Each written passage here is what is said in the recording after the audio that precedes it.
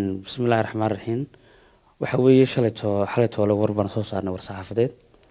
kulay qoraal ahaan baan ku soo saarnay dabadna waxa ka soo noqday in yani dadku qaar ay been moodaan in war sugan aanu hayn waxa ay xaqiijinayaa in warkaasi war sugan yahay una xaqiiqi yahay kulay anagu kooxahan sharciyo nidaam baan leenahay waan istooranaa xilka waan iska qaadnaa waana wax kulay caadiya oo mas'uul kasta maalin baa xilka loo doortaa maalin waa laga qaadaa soo kale waxaan idin faahfaahinayaa kooxda waxay leedahay sharci aan inteedani ku wada dhaqano Xidigaha Geeskii waxaan leedahay gudoomiye ku xigeen xog haye waxay leedahay guddi marka waxa loo sameeyaa qofka marka xilka hadii muddada ay ka buuxsanto na dubba loogu shir lagu qabtaa loogu codeeyaa ama dub loo doortaa ama laga qaadaa oo la bedelaa hadii inta xilka qofka muddada uu hayo wax ku yimaadaan dhaawac ama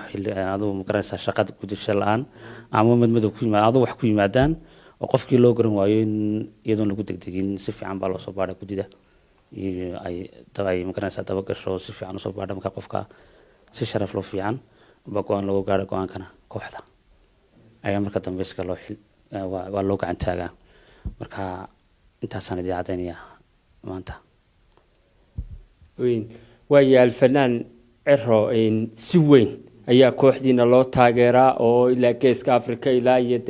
عالم مودرن تذكر أهرتني آد بموقتي هذا الحين تدوسون نقطي لبي يصدح بالهذا ويركل الشيء تذكر سبب الرسمي أي قدوميه إني أقول قرصتين إن هرتو وح على هذه المجتمع حلك ولا واني كوري ولا بدلا كل كوحدنا إن وحي قده هذا بدريو إن wixii lagu bedelayo wax gudahayaga oo xilka waa la isbedelaa umadana marka hore maadaama aan umada marka hore u sheegnay gudoomiyahayga iyo guddo ku xigeenkayga iyo maamulkayga waan baahinaa taasun baa keentay inaan imika baahino dadka hadana u sheegnay gudoomiyaha inaan bedelnay laakiin ka hor dhicmay wareegtada maan kule ka soo saari doonaa oo hadii ilaahay raahdo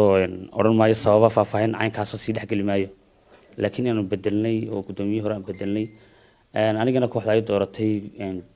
kusimaha ku meel gaarka ee gudoomiyaha inta la soo dooran doono shirweyne dambe u dhici doono insha Allah billaah kareem gudoomiye su'aal baa qaba waxa sheegayaan in khilaafkan gudoomiyaha uu qaaday inuu kamay waqtigii uu socday kooxdu ay laba garab u kala jabtay xisbiyada in la saftaan arrimaha ma waqtigaas baa la oran karay khilaafku uu curtay isagoo wax weeyaan garashay mashruucii waqtiga gaadhay gudoomiyaha xilka dhamaaday maya hortu kooxdu laba qaybood ma kala jabin waxa weeye kooxdu way shaqeynaysay waana kala shaqo tagtay xusbiyada qarankana in loo wada heeso waa mid cadaalad ahayd intii markii wadani u heysayna cadaalad kooxdu ka tirsantay markana way ka tirsantay wax khilaaf oo ka yimid ma jiro intii kulmiyo heysay intii ciidaysay waa isla mid waa isla kooxdii waa la shaqeynay xusbiyada qarankana waa loo wada heysay taas wax khilaaf oo ka yimid ma jiro laakiin gudoomiyaha amdadiisina ma gaarin laakiin sababo kale awgood oo kooxda u gaara oo xil gudasho la'aana ayaan gudoomiyaha xilka ka qaadnay ugu dambeyntii waa gudoomiye su'aasha noogu dambaysa kooxda Xidigaha Geeska waa koox aad dadku u taageersan yihiin dadkiina warwar badan baa taageerayaashiina haya oo leeyahay ayagiiba muddooyinkii u dambeeyay haya koox miyay baabaaysa arrimahaas oo dhan dadka warwarkaasi hayo maxaad fariin u diraysaa bismillaah rahmaan dadka waxaan leeyahay horta kulli kooxda baabi mayso waa koox nidaam iyo sharci iyo dastuur leh sababtana isku bedelayna waa cadaalad hadda ka hor waan isbedelnay hadana waan istooranay waxa may baabino kooxdoodii sii jirtay taasina waxay la mid tahay sidii hore in hadana gudoomiye la doorto gudoomiyana laga qaado xilka oo caadi taageerayaashana waxaan leeyahay kooxdu way jiraysaa waanay joogaysaa weligeed waxna kama xuma khilaafna ma jiro taasaan ugu bushaareynaya taageerayaasha kooxda wax jirta warar sheegayay mar labaad in kooxda lagu saaciyo intii uu geeyay macna Soomaaliya wadada ku soo foolay sida barnaamijka lagu faafiyo طبعا hortu sakariyo hortu waxa jirta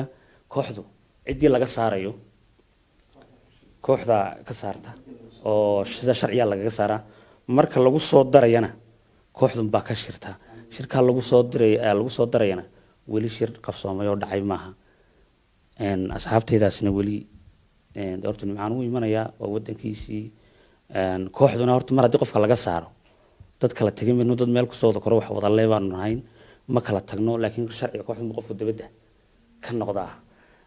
hadday kusoo noqonayaanna kooxdan baa san imkoo kale u gacan taagayso oo codaynaysa taasna ka hor dhici maayo insha allah billahi kariim